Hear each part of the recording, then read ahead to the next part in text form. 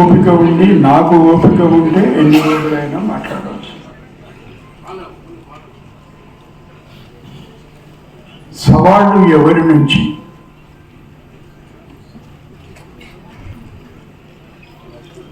దాని గురించి విస్తృతంగా చర్చించకుండా ఇవాళ ఒకవేళ హిందూ పత్రిక మీరు ఎవరైనా చూసుంటే దాంట్లో 2 ముఖ్యమైనటువంటి వార్తలు ఉన్నాయి.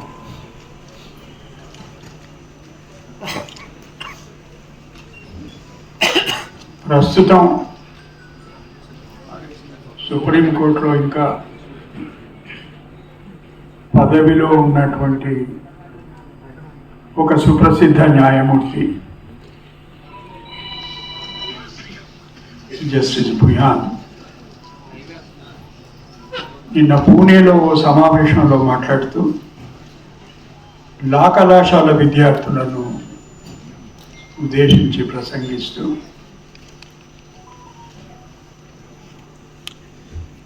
న్యాయమూర్తి నిష్పక్షపాతంగా లేకపోతే ఇంకా న్యాయ వ్యవస్థ ఏముంది అనేటువంటి ఒక ప్రశ్న,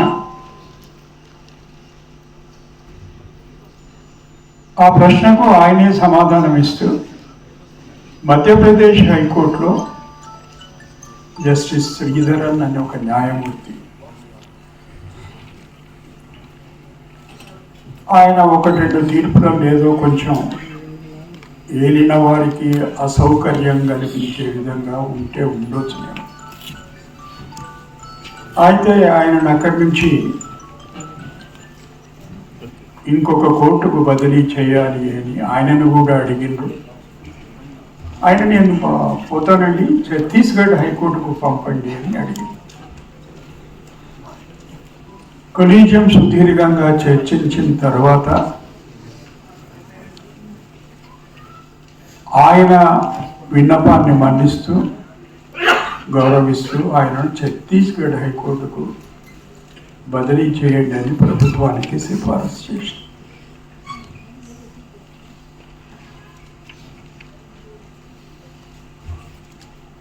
అది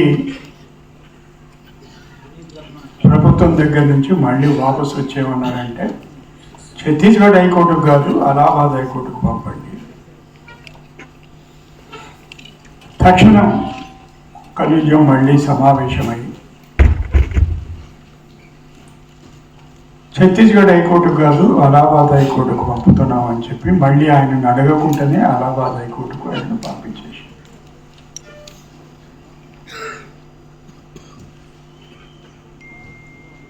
అంటే ఒక న్యాయమూర్తికి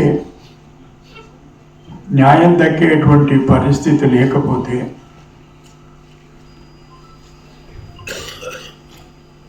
ఈ ప్రశ్నకు భారత రాజ్యాంగం సవాళ్ళు అన్నదానికి ఏం జవాబు చెప్పాలి? ఆయన 2వ విషయం మాట్లాడాడు. ప్రభుత్వాలు వాటి దృక్పథం లేకపోతే వారిని మెప్పించడానికి ప్రజల యొక్క స్వేచ్ఛ, స్వాతంత్రం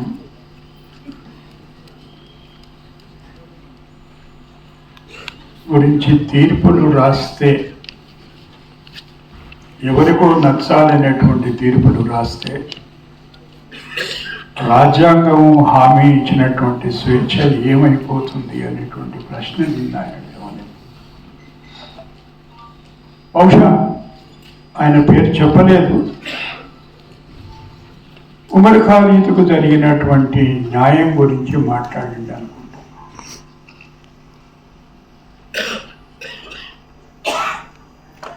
మీరెవరైనా ఇక్కడ సమావేశంలో ఉన్నోళ్ళు లా కళాశాల విద్యార్థులైనా సరే, పెద్దవాళ్ళు ఉన్నారు, ఉమర్ ఖాళీద్ మాట్లాడినటువంటి మాటలు ఎవరైనా విన్నారా?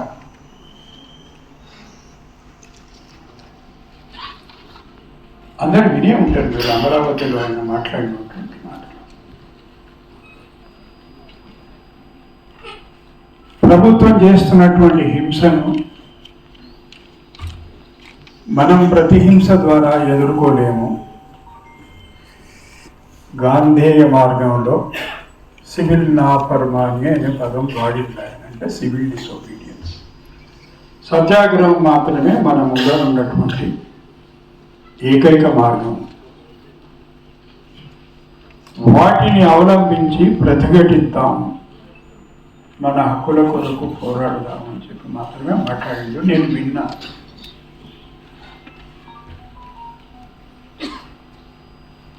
అయితే అతని మీద పెట్టినటువంటి కేసు ఏమిటంటే దేశద్రోహం.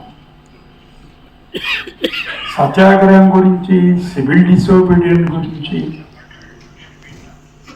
అంటే దేని ద్వారానైతే మనం స్వాతంత్రం సంపాదించుకున్నామో,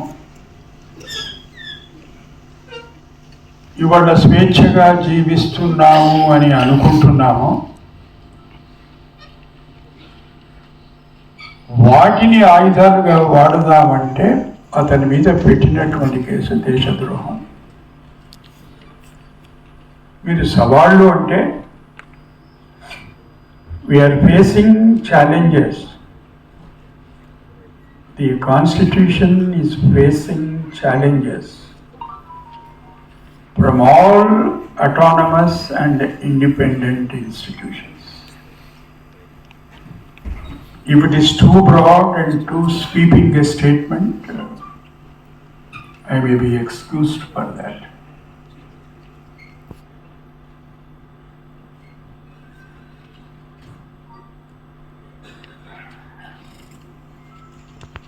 నాలుగు ప్రధానమైనటువంటి వ్యవస్థలు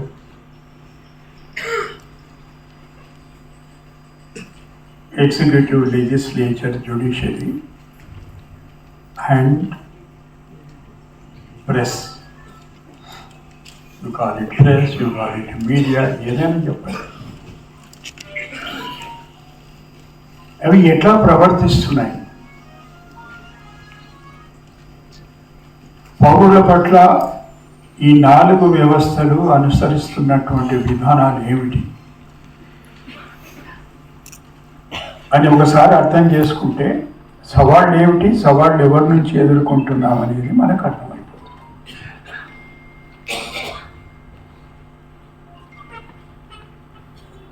ఎందుకు నేను ఒకప్పుడు న్యాయమూర్తిగా ఉండి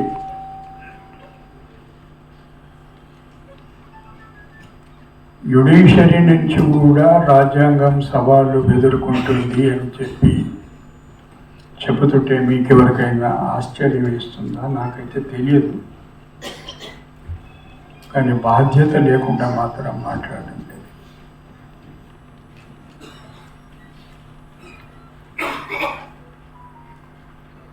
ఇక్కడి నుంచి ఎంత దూరమో తెలియదు, మీ పక్క రాష్ట్రం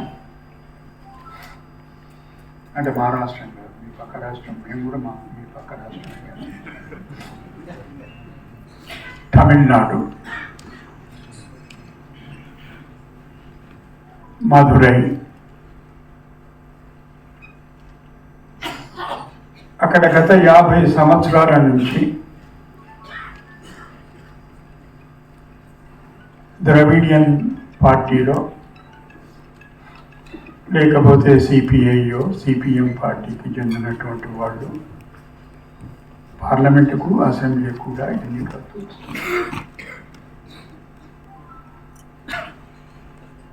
అక్కడ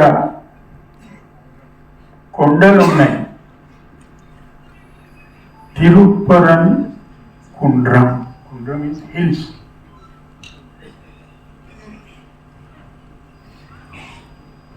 అక్కడ హిందువులకు సంబంధించినటువంటి దేవాలయం ఉంది, సుబ్రహ్మణ్యేశ్వర స్వామి. మురుగన్ అంటారు తమిళనాడులో ఎక్కువగా. ముస్లింస్కు సంబంధించినట్టు ఒక దర్గా ఉంది. తమిళ్ జైన్స్కు సంబంధించినటువంటి వాళ్ళదేదో ఒక పుణ్యక్షేత్రం లాంటిది ఏదో. ఈ మూడు కూడా కొన్ని వందల సంవత్సరాల నుంచి ఆ కొండల మీద ఉన్నాయి. అప్పుడప్పుడు కొన్ని వాళ్ళ మధ్యన కాదు, ప్రభుత్వంతో తగాదాలు వచ్చినప్పుడు, వీళ్ళ మధ్యన చిన్న చిన్న పొరపొచ్చాలు ఎప్పుడన్నా వచ్చినప్పుడు 1కి 2, 10, 20, 30, 40 సార్ల కన్నా ఎక్కువ వివిధ కోర్టుల నుంచి తీర్పు ఇవ్వడం జరిగింది.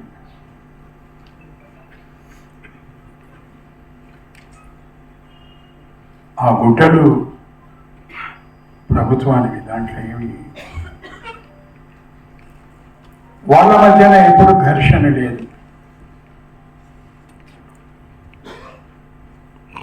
ఆయన మధురై ఎంపీ ఉన్నాడు, మీకు తెలిసే ఉండాలి. 86 సువెంకటేశన్. ఆయన అక్కడ అసెంబ్లీకి పోటీ చేసి ఓడిపోయి పార్లమెంటుకు పోటీ చేసి గెలిచిండు. అంతకుముందు ఆయన ఏం చేసేదంటే, వీళ్ళ మధ్యన చిన్న చిన్న సమస్యలు ఏమైనా ఉంటే వాటిని సర్దుతూ సామరస్యంగా వాళ్ళందరినీ కలుపుకొని తీసుకుంటారు. 3rd December 2025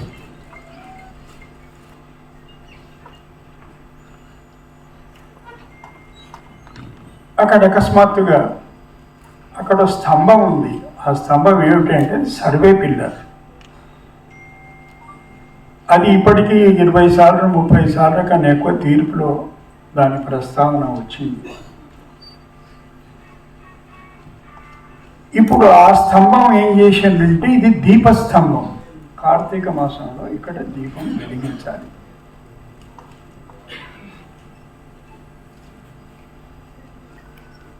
దానికి ఉన్నటువంటి అక్కడ అవకాశం ఏమిటంటే 200 మిలియన్ అంటే 200 ml ఆయిల్ మాత్రమే దాంట్లో ఉండేటువంటి అవకాశం ఉంది. దానికి ఉండేటువంటి ఆ రంధ్రంలో విపరీతమైన గాలి. ఆ గాలికి ఏ దీపం ముట్టించినా దీపం ఉండదు. అంతకుముందు ఎవరు ఆ ప్రయత్నం చేయలేదు. అక్కడ దేవాలయం ఉంది, సుబ్రహ్మణ్యేశ్వర స్వామికి. ఆ దేవాలయంలో దీపోత్సవం జరుగుతుంది కార్తీక మాసం. 3rd డిసెంబర్కు అక్కడ తమిళనాడు ప్రతిపక్షమైనటువంటి భారతీయ జనతా పార్టీ అధ్యక్షుడు, ఆయన సహచరులు అందరూ కొంతమంది, కొన్ని వేల మంది పోయి మేము ఇక్కడ దీపం వెలిగిస్తాం. పోలీసులు, తమిళనాడు పోలీసులు అడ్డుకునేటువంటి ప్రయత్నం చేసింది. అప్పుడే ఊటావుటిన అక్కడ సెంట్రల్ ఇండస్ట్రియల్ సెక్యూరిటీ ఫోర్స్ కూడా దిగింది. వాళ్ళు అంటారు, న్యాయస్థానం యొక్క ఆదేశం ఉంది, మీరు కోర్టు ధిక్కారానికి పాల్పడుతున్నారు, మేము ఇక్కడ దగ్గర ఉండి ఆ దీపస్తంభం మీద కార్తీక దీపం వెలిగించేటువంటి ఏర్పాటు చేస్తాం. వాళ్ళు కొద్దిమంది మాత్రమే, పోలీసు బలం ఎక్కువ ఉంది, కొంత ఘర్షణ వాతావరణం. మొత్తానికి ఆ రోజు ఘర్షణ కాకుండా వాళ్ళు అక్కడి నుంచి పోవడం జరిగింది. ఏమిటి దీనికి నేపథ్యం అంటే,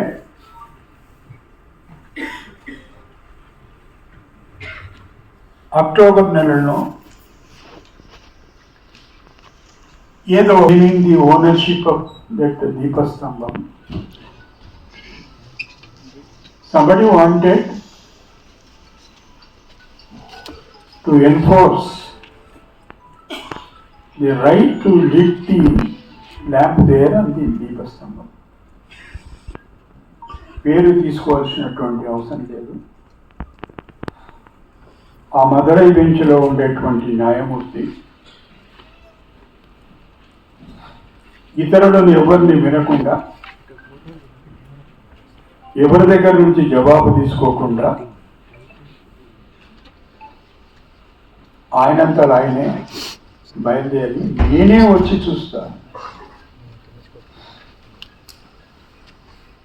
మీకు అందరికీ తెలుసు, కొంతమంది న్యాయవాదులు ఉంటారు, ఇక్కడ విద్యార్థులు ఉంటారు. ఏదన్నా ఒక డిస్ప్యూటెడ్ క్వశ్చన్ వెరిఫై చేయాల్సిన పరిస్థితి వస్తే ఇద్దరిని అడిగిన తర్వాత ఇద్దరికి ఆమోదమైనటువంటి ఒక వ్యక్తిని కమిషన్గా నియమించి ఆ నిజానిజాలు తేలడానికి కాదు, అక్కడ ఉన్న గుర్తులు ఏమిటి, ఆనవాళ్ళు ఏమిటి, సరిహద్దులు ఏమిటి చూసిరండి. సివిల్ ప్రొసీజర్ కోడ్లో ఆయనే పోయి చూసాడు.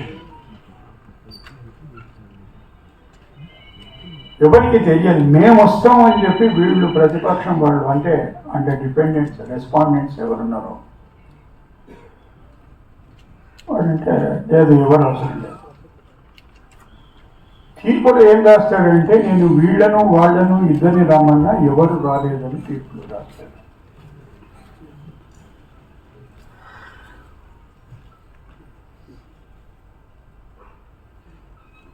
అది ఆ రోజు మళ్ళీ తర్వాత 3rd డిసెంబర్ తర్వాత ఇది వచ్చినప్పుడు ఆయన చూసొస్తాడు, రాస్తాడు, అయిపోయింది, దీపం వెలిగించమంటాడు, పర్మిషన్ ఇచ్చిండు. తర్వాత మళ్ళీ దాని మీద ఒక కంటెంప్ట్. ఆ ఆర్డర్ను అమలు చేసేందుకు సెంట్రల్ ఇండస్ట్రియల్ సెక్యూరిటీ ఫోర్స్కు ఆర్డర్ ఇస్తాడు. మరి భారత రాజ్యాంగం ఎదుర్కొంటున్నటువంటి సవాళ్ళు అంటే మరి న్యాయ ప్రక్రియ ద్వారా కూడా ఎదుర్కొంటుంది కదా సవాళ్ళు. మరి ఎక్కడికి ఇంకా ఈ ప్రస్థానం?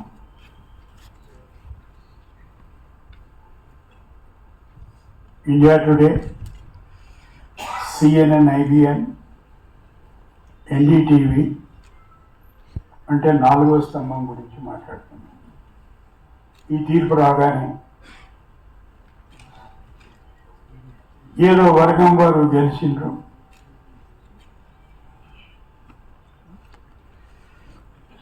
ఆ తీర్పును అమలు చేయకుండా అక్కడ ఉండేటువంటి DMK ప్రభుత్వం పక్షపాత ధోరణితో ప్రజలను అక్కడ కొండల మీద అంచివేస్తున్నారు అనేది వార్తా కథనం.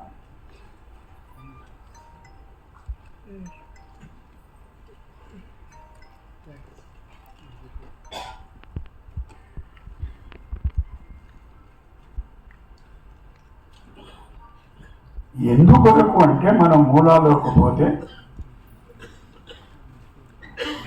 జన విజ్ఞాన వేదిక, ఆల్ ఇండియా లాయర్స్ యూనియన్ కనుక ఈ మాట అంటే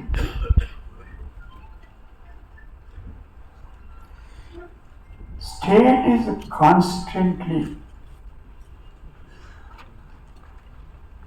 struggling to become a corporate entity.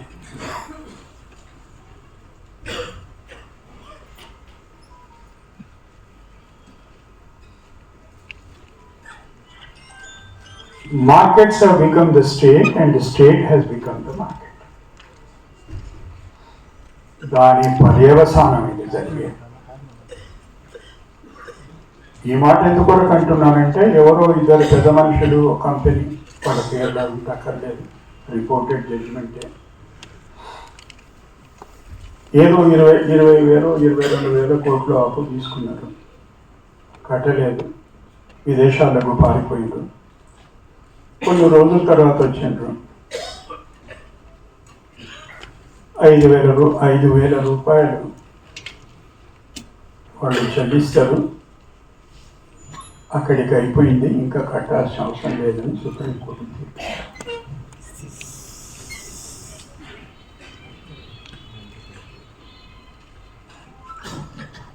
మీరు నేను అదే బ్యాంకు నుంచి ఒకవేళ 5,000, 10,000 లేకుంటే 10 లక్షలు, 20 లక్షలు అప్పు తీసుకుంటే ఇటువంటి తీర్పే వచ్చేదా సుప్రీంకోర్టు నుంచి?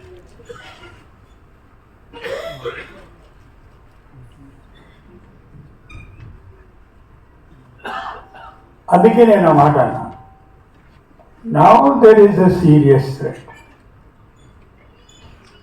Post to the constitution, even from the judiciary, whose duty is to uphold the law and the constitution as by law established.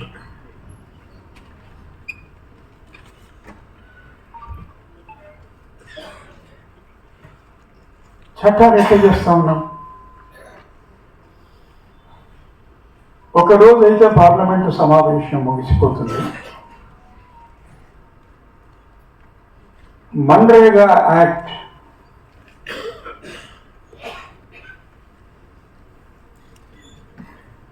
ఒక one of the radical legislation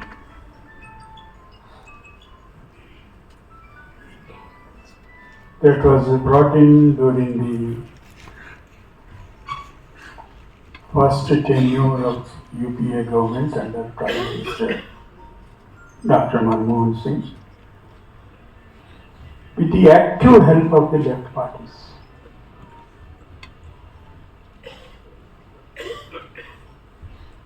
సరే, అది కొన్ని రోజులు వెనక ముందు వెనక ఒకసారి బృందాకారత లాంటి నాయకురాలే ఇక ఇది ఎప్పటికి కాదు అని లేదా. అప్పుడు ఆ యూపీఏ చైర్పర్సన్గా ఉన్నటువంటి సోనియా గాంధీ, ఒకవేళ మనం మేనిఫెస్టోలో పెడితే అమలు చేయాల్సినటువంటి బాధ్యత మన మీద ఉంది, మనం అమలు చేద్దాం.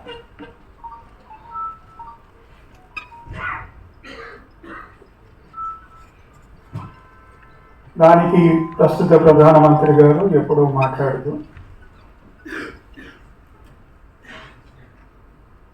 it's an example of a monumental failure of the previous government. సరే, ఒక పార్టీకి ఒక అభిప్రాయం ఉండడం తప్పలేదు. Then promptly comes a legislation one day before the parliament session ends. Nobody knows.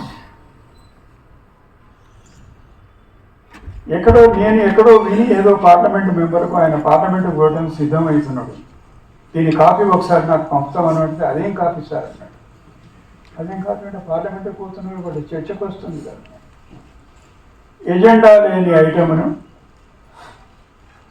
క్యాబినెట్లో అయితే టేబుల్ ఎజెండా అంటారు, ఇక్కడ మరి పార్లమెంటరీ ప్రొసీడింగ్స్లో సప్లిమెంటరీ ఎజెండా అంటారు. ఆయన స్పీకర్ అనుమతితోటి ప్రవేశపెట్టిండు, చర్చ అయిపోయింది.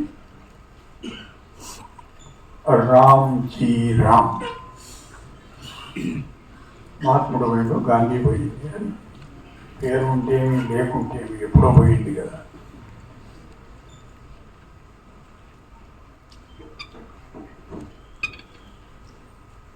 ఏమిటి దాంట్లో రెండు ప్రధానమైనటువంటి అంశాలు ఉన్నాయి.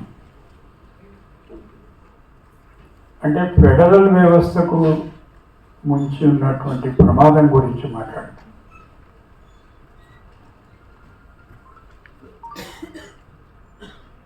ఇంతకుముందు ఎక్కడ పని దొరకాలి, ఎక్కడ పని చేయాలనేది రాష్ట్ర ప్రభుత్వము, గ్రామ పంచాయతీలు, మండల ప్రజా పరిషత్తు అవి కలిసి నిర్ణయం చేసి ఫలానా దగ్గర ఫలానా రోజులు ఇన్ని రోజులు పని ఇంతమందికి, లేకపోతే వీళ్ళు పోయి ఒక 100 మంది పోయి ఇక్కడ ఈ పనికి మాకు 100 మందికి పని ఇవ్వండి అంటే ఇవ్వాల్సినటువంటి బాధ్యత, డబ్బులు మాత్రం కేంద్ర ప్రభుత్వం ఇచ్చేది 10% ఇంకో కొన్ని పరిస్థితుల్లో తప్ప. దాన్ని ఇప్పుడు 60% కేంద్రం భరిస్తుంది, 40% రాష్ట్రాలు భరిస్తాయి. అప్పుల్లో లేని రాష్ట్రమే లేదు, వాళ్ళ ప్రయారిటీస్ వాళ్ళకు ఉన్నాయి. అదొక అంశం. రెండవ అంశం ఏమిటంటే యాక్ట్ ఒకేసారి దేశంలో అంతా అమలుకు రాదు. The act shall come into force on the dates notified by the Government of India from time to time and in the states as well as the areas to be notified.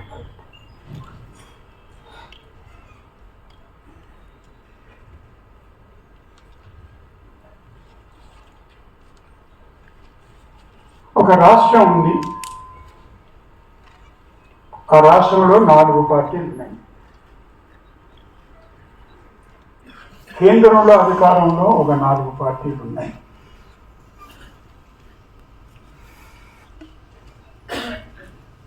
పోనీ ఇక్కడ కాంగ్రెస్ ప్రభుత్వం ఉందా అనుకున్నాం, లేదు. తెలిసిన ఓ నలుగురు ఇంకొక పార్టీకి, కేంద్రంలో ఉన్నటువంటి ఏదో ఒక పార్టీకి చెందినటువంటి 4 ఎంపీలు ఉన్నారనుకోండి. ఆ ఏరియా మాత్రం నోటిఫై చేస్తారు, ఆ జిల్లాను నోటిఫై చేస్తారు, ఆ ఏరియాను నోటిఫై చేస్తారు. దానికి 60% వాళ్ళు ఇస్తారు, 40% స్టేట్ ఇవ్వాలి.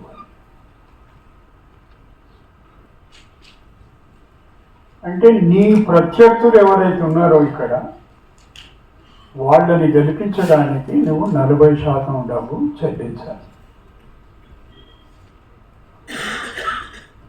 నీ ఎమ్మెల్యేనో నీ ఎంపీనో ఏదో అక్కడ పని చేసుకొని వాళ్ళకి పని దొరుకుతుంది, నాకు రేపు ఎన్నికల్లో లాభం అవుతుంది అని రాజకీయ నాయకులు అనుకుంటారు. తప్పలేదు దాంట్లో, అటువంటి అవకాశం లేదు.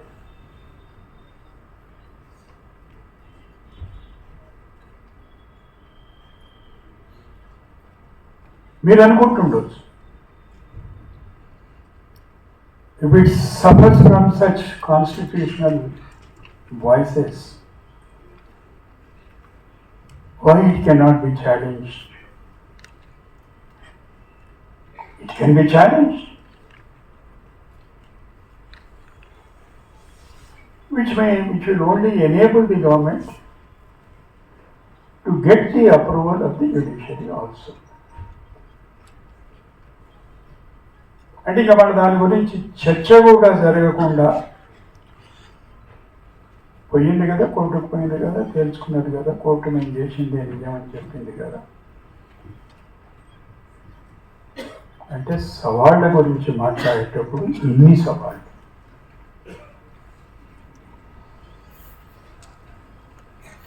ఇంతకుముందు అధ్యక్షులు వారు మాట్లాడుతూ ఏదో బేసిక్ స్ట్రక్చరు, దేశమానంద, ఫెడరలిజము, డెమోక్రసీ, జ్యుడిషియరీ, ఇవన్నీ రాజ్యాంగం యొక్క మౌలిక స్వభావంలో అంతర్భాగం. పార్లమెంటరీ డెమోక్రసీ వాటిని పట్టుకోవడానికి లేదు. పార్లమెంటరీ డెమోక్రసీ తర్వాత వస్తాం. ఇంకో 10 నిమిషాలు.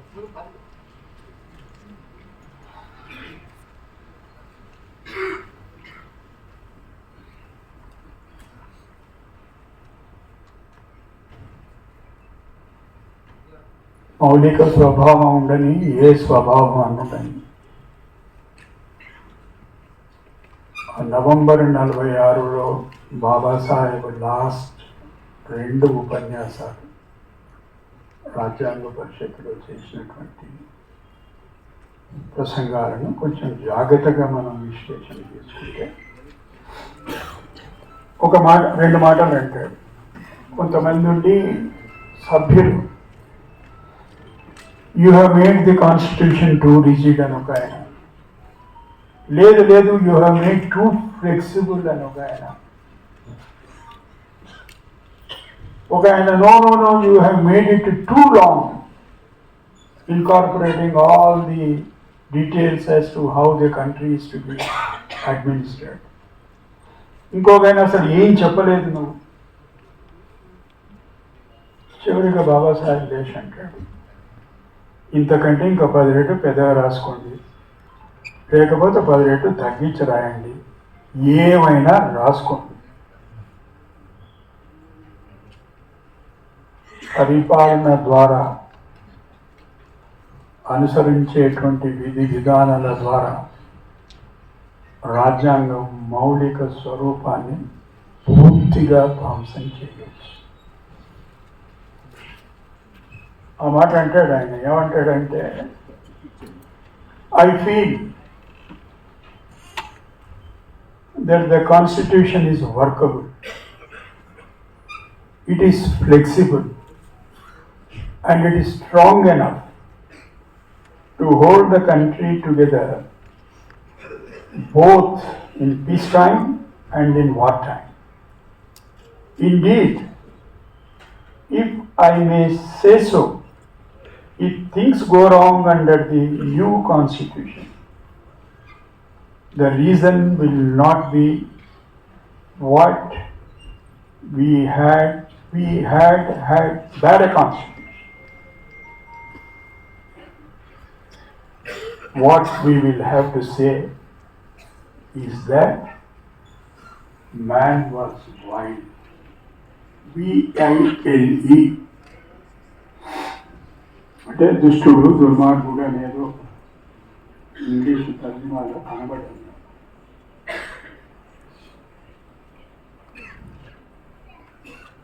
వాళ్ళు చేసేటువంటి విధ్వంసం తప్ప రాజ్యాంగంలో ఏమి అంత బాగానే 46 అంటే 20 సంవత్సరాలు ఎన్ని సంవత్సరాలు 46 నుండి ఇప్పుడు 2026 కింద ఈ మాట అంటారు. ఇప్పుడు జరుగుతుంది ఏంటి?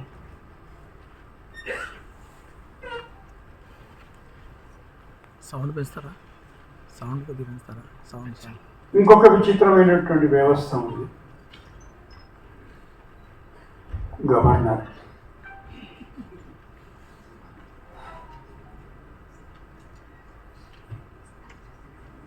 నాగేశ్వర్ గారు జర్నలిజం డిపార్ట్మెంట్లో ఉన్నప్పుడు అక్కడ ఒక అటెండర్ను అపాయింట్ చేయాలంటే దానికి కొన్ని క్వాలిఫికేషన్స్, దానికి ఒక రిటర్న్ ఎగ్జాము, దానికి ఒక ఇంటర్వ్యూ, దానికి ఒక బోర్డు, అందులో నాగేశ్వర్ గారు ఒక మెంబరు, వీళ్ళందరూ కలిసి ఆయనని సెలెక్ట్ చేయాలి.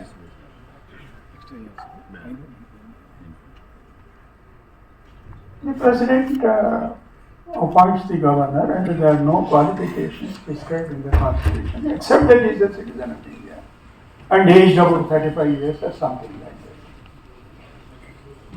అంటే మరి 22 ఏళ్ళని లేకపోతే 18 ఏళ్ళు ఓటేసుకొని తీసుకొచ్చి గవర్నర్ చేయకూడదని 35 ఏళ్ళు ఉంటే చాలు.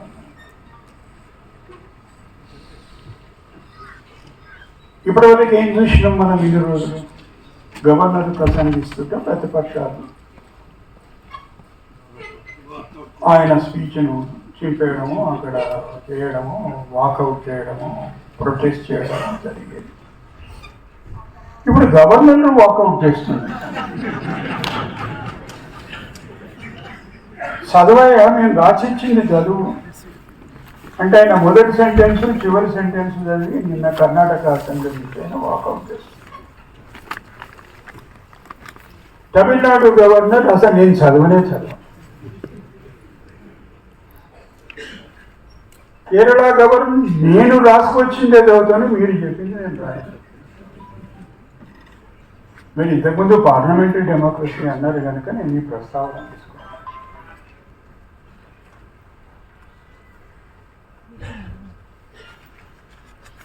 అంటే మూడు ఆఫీసులు ఉన్నాయి, president of India, vice president of India and governor. వాళ్ళు రాజ్యాంగం మీద ప్రమాణం చేసేటప్పుడు వాళ్ళ ముగ్గురు మాత్రమే I will defend and protect the constitution. మిగతా వాళ్ళందరూ మేము ప్రమాణం చేసినప్పుడు uphold the constitution, territorial integrity and sovereignty of India. వీళ్ళు మాత్రం we will defend and protect the constitution. Sir, in what manner you are protecting the constitution? By defying your own council of ministers, by whose advice you are bound because it's a parliamentary form of democracy. They are elected by the people.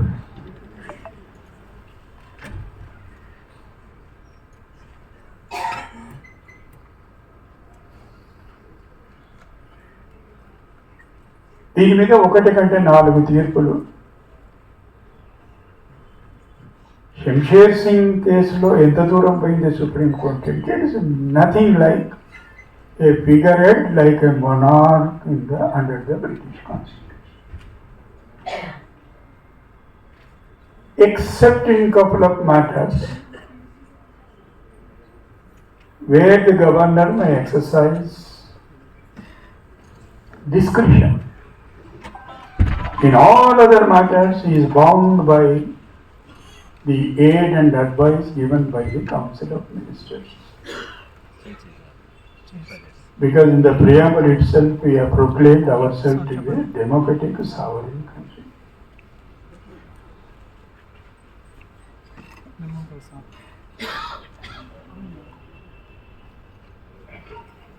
That is the only office where you can't remove, you can't impeach him for any misconduct. You can't even file any civil or criminal case because there is a protection offered to him under the Constitution. You can't move no confidence motion. You can move no confidence motion against the Prime Minister of India.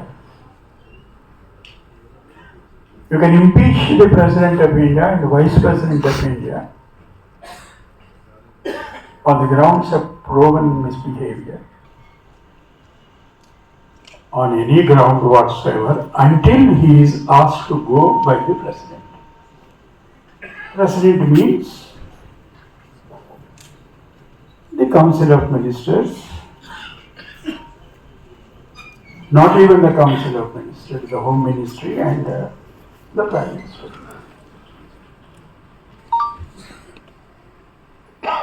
So who is posing this serious threat to working of the Constitution of India? Where are the people in this whole episode?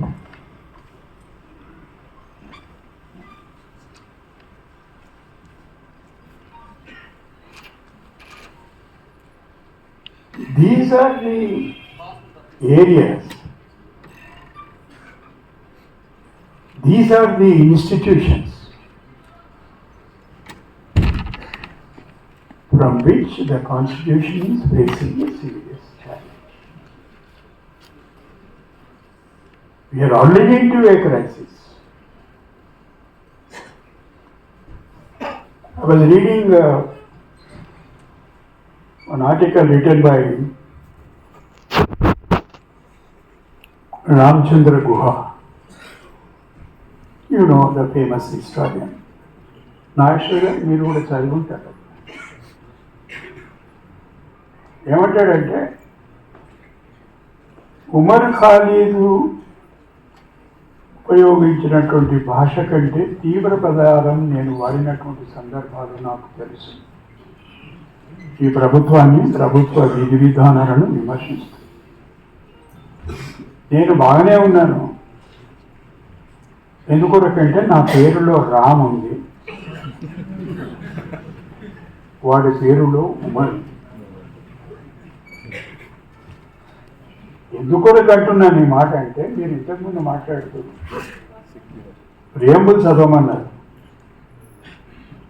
One of the most important value in the Constitution, that is the pillar on which the Constitution stands. We must read that we the people of India and the concept of fraternity. వాళ్ళు లేరా ఈ we the people of India లో? And another important value, dignity. When you are putting a person in jail on the basis of unfounded allegations, not only you are depriving his liberty and the right to life, but his dignity.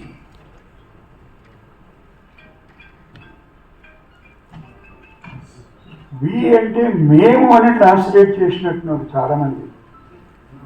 ఇది నాగేశ్వరి గారు గమనించేటో లేదు, నాకు తెలియదు, మీరు కూడా గమనించారు.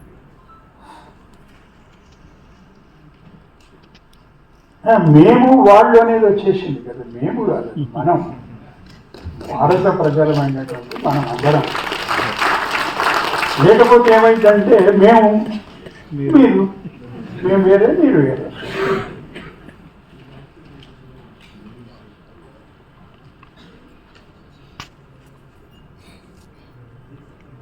Dignity ఏమైపోయింది, fraternity ఏమైపోయింది.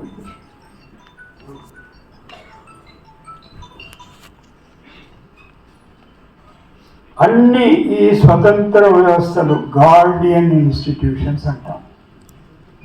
అంటే కాపాడవలసినటువంటి వ్యవస్థలు, రాజ్యాంగాన్ని కాపాడవలసినటువంటి వ్యవస్థలు రకరకాలైనటువంటి సవాళ్లను విసురుతున్నాయి రాజ్యాంగం. ఇది ఇవాళటి పరిస్థితి.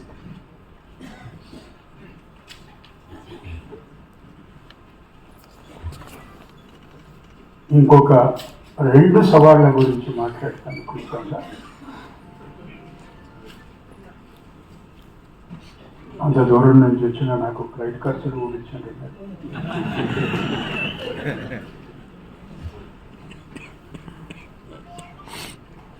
ఇంతకుముందు మనం పెద్దవాళ్ళను, లక్ష్మణరావు గారు మా ప్రొఫెసర్, నాగేశ్వర్ గారు మా ప్రొఫెసర్, నేను ఆయన విద్యార్థిని సార్ అని మాట్లాడారు.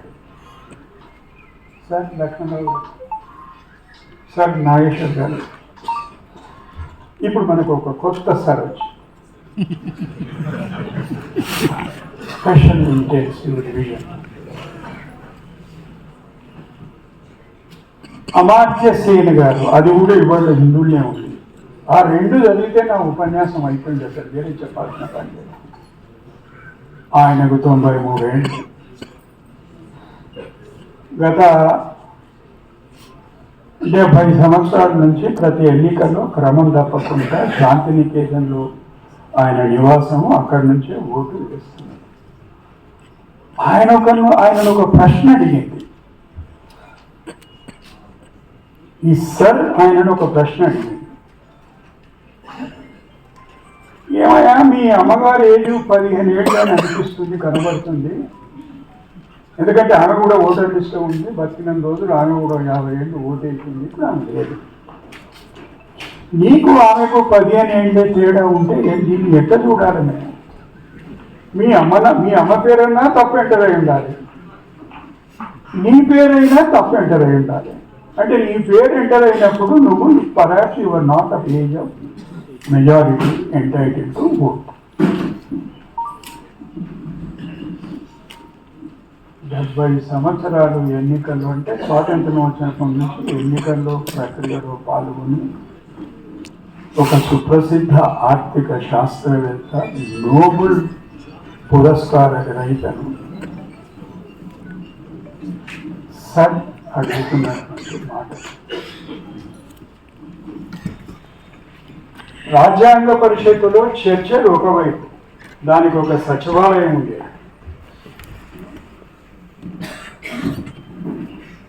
అప్పటికి రాజ్యాంగం లేదు, సిటిజన్షిప్ గురించి ఇంకా ఒక ఫైనల్ ఒపీనియన్ రాలేదు. సైమల్టేనియస్లీ ఓటర్ ప్రిపరేషన్ కూడా సన్నాహాలు మొదలు.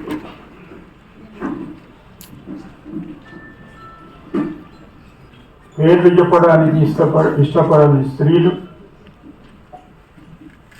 భర్త పేరు చెప్పడానికి అసలే ఇష్టపడినటువంటి రోజులు,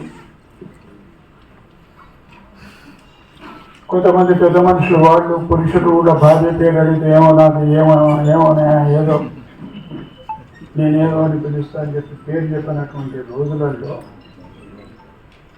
ఇంటికి నంబర్లు లేవు, వీధులు మాత్రమే ఐడెంటిఫై ఉన్నాయి. ఫలానా స్ట్రీట్ కల్కటా, ఫలానా స్ట్రీట్.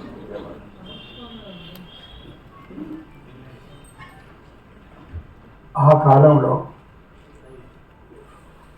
ఎలక్టర్ రోల్ సిద్ధం చేసి కనబడిన వాళ్ళందరినీ, ఈ దేశంలో పుట్టిన ప్రతి పౌరుడు, ఇక్కడ ఉంటున్న వాళ్ళందరూ ఓటు వేయడానికి అర్హత ఉంది అనేటువంటి ప్రాతిపదికన ఆ మొట్టమొదటి ఎలక్షన్ కమిషనర్ ఒకే ఒక్కడు సుకుమార్ సింగ్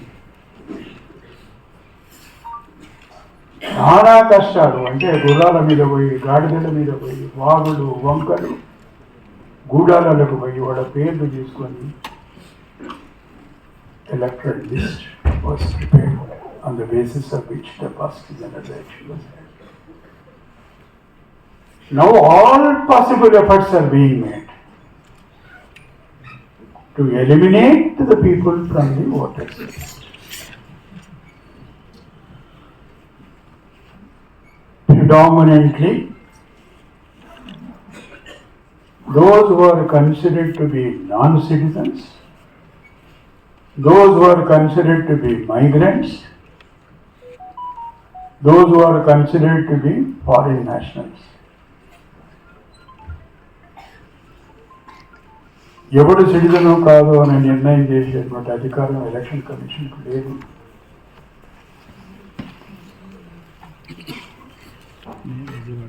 బట్ ఇప్పుడు ఏమంటున్నారంటే కృష్ణాయ్య గారు ఒక judgment, I think Mahender Singh case అనుకుంటున్నాను. Other than the enumerated powers, the Election Commission has a vast power and there is a reservoir of power. And next sentence is our reservoir of power to ensure the conduct of free and fair polls. ఆ sentence చదవకుండా నాకు reservoir of power ఉంది. Can there be a power in under the Constitution without accountability?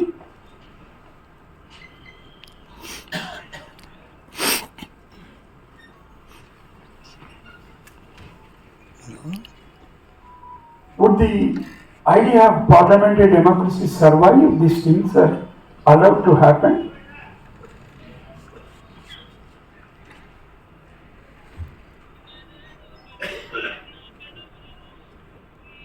I want to make a confession.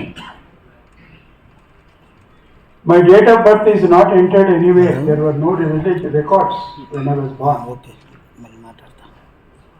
My father hardly literate, not educated, but he was literate. But he realized the importance of education and sent us for education. It's a different story, personal story. I do not want to go into.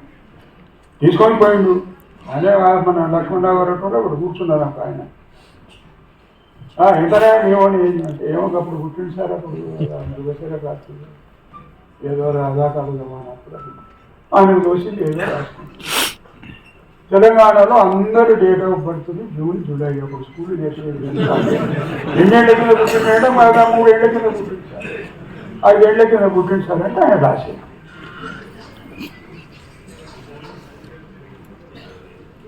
మరి president of India 3 సార్లు ఆయన sign చేసి నా దగ్గర లేదు.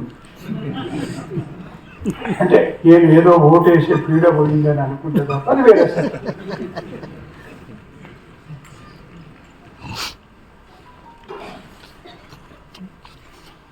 రాజ్యాంగానికి ఎవరి ద్వారానైతే ప్రమాదం ఉంది అని అనుకొని ఎవరినైతే ఏరి పారేస్తారో వాళ్ళ నుంచి ఇదివరకు పొంచి ఉన్నటువంటి ప్రమాదం పెద్దదా, ఈ వ్యవస్థ నుంచి వస్తున్నటువంటి సవాళ్ళు పెద్దదా?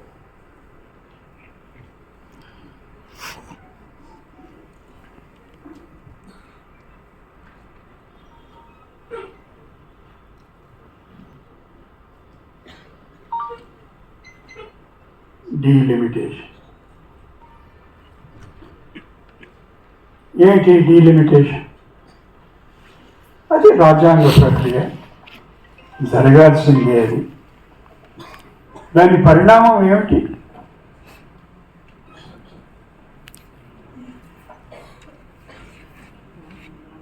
దాని పరిణామం ఏమిటి? ఎటుదారిని ఇస్తుంది? అది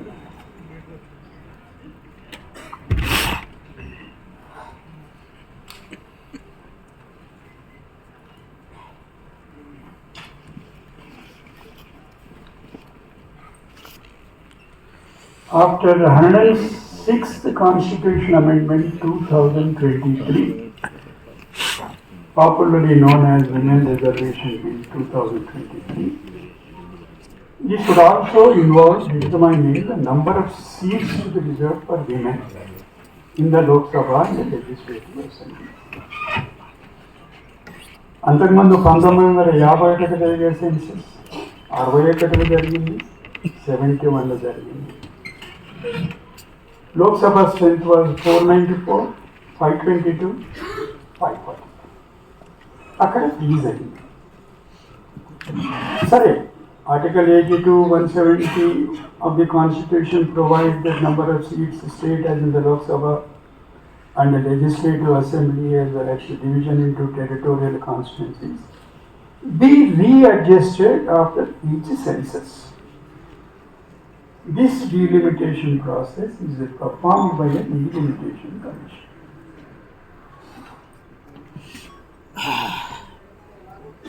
If the current freeze on population determining the number of seats by the simple arithmetic of population proportionately determining the number of MP seats for each state is lifted and the number of MPs increased to 821 at the rate of 1.85 million per MP constituency for India's population of 1,521 million projected for 2031 census. అప్పుడేమిటి, ఉత్తరప్రదేశ్లో ఉండేటువంటి 80 సీట్లు 2031లో 137 అవుతాయి. Uttar Pradesh would be gaining 57. అట్లాగే మొత్తం చూస్తే whole of existing MP seats north ఇండియాలో total 7 in these states, 204 to 362. South ఇండియాకు వచ్చే వరకు 4 స్టేట్లలో ఉన్నాయి 129, పెరిగే వరకు మొత్తం పెరిగితే 153. Gain is 24. North Indian states would gain 158 seats.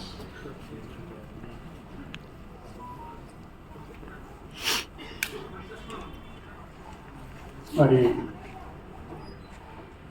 భారత ప్రజలమైన మనం constitute India into sovereign, democratic, socialist, secular republic.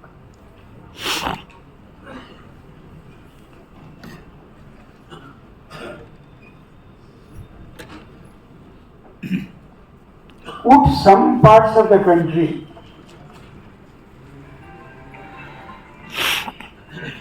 in form could be recolonized?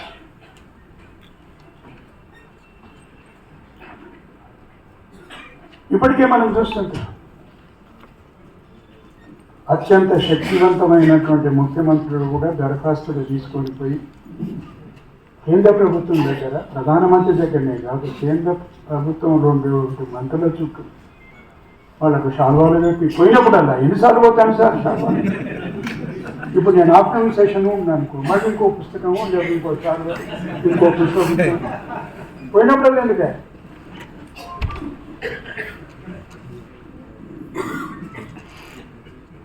అంటే అప్పుడు ఇంకా అది ఎక్కడికి దారి తీస్తుంది? అధికారం ఎవరి చేతులు పోతుంది? We're all Indian citizens. It's our duty to uphold the territorial integrity and sovereignty of this country. There is no doubt about it.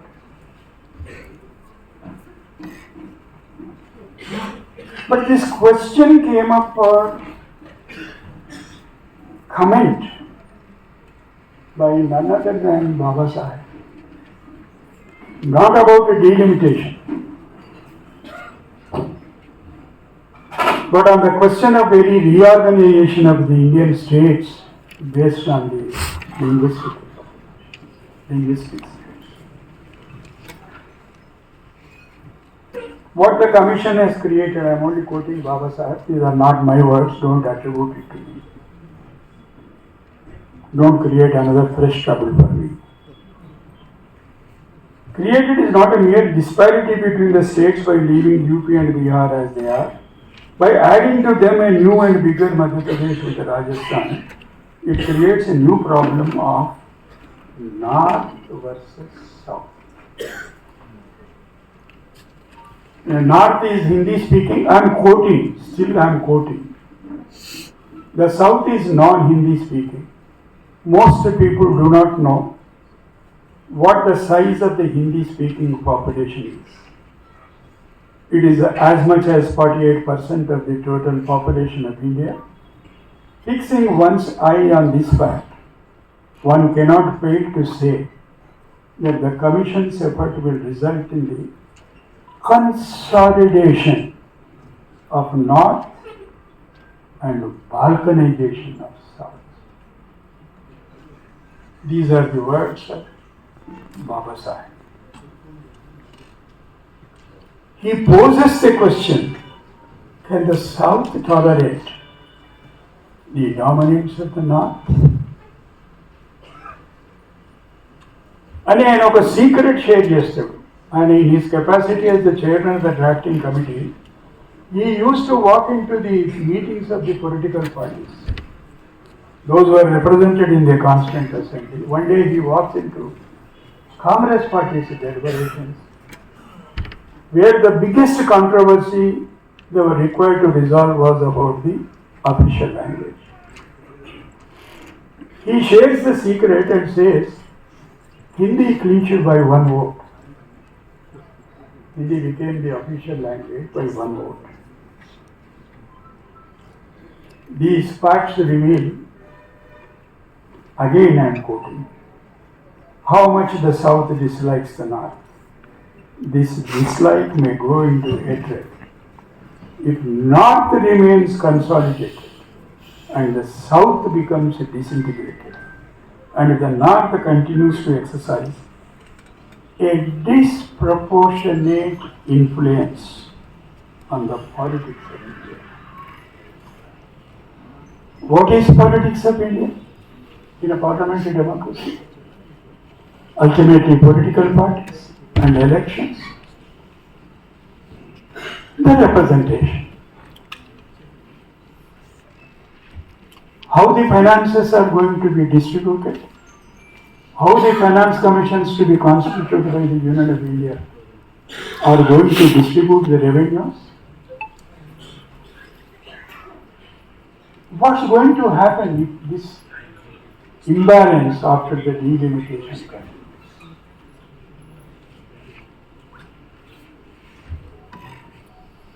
Every day we hear some of the chief ministers of Southern India crying, you are punishing us for achieving the higher economic development of South compared to Hindi speaking states. సరే దానికి ఒక పెద్ద చరిత్ర ఉంది. తమిళనాడు దగ్గరకు వస్తే Periyar moment, Kerala దగ్గరకు వస్తే నారాయణ గురు, కర్ణాటక దగ్గరకు వస్తే the very tradition of Maharaja which invented one of the most Democrat and was responsible for many reforms, including the reservations. వీటికి ఒక చరిత్ర, దానివల్ల కొంత డెవలప్మెంట్ ఎడ్యుకేషన్లో, హెల్త్ సెక్టార్లో జరిగింది కనుక డెవలప్మెంట్ అయింది.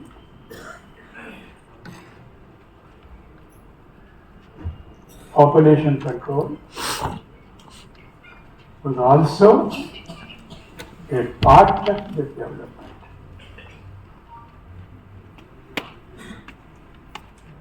So one has to see and wait how this conundrum is going to work out. These are the few challenges I could identify and place it before you, and the President has indicated that you have said enough. Now it is the time to sit down. I'll obey the and resume my seat, thanking you for your forbearance. Thank you. Thank you.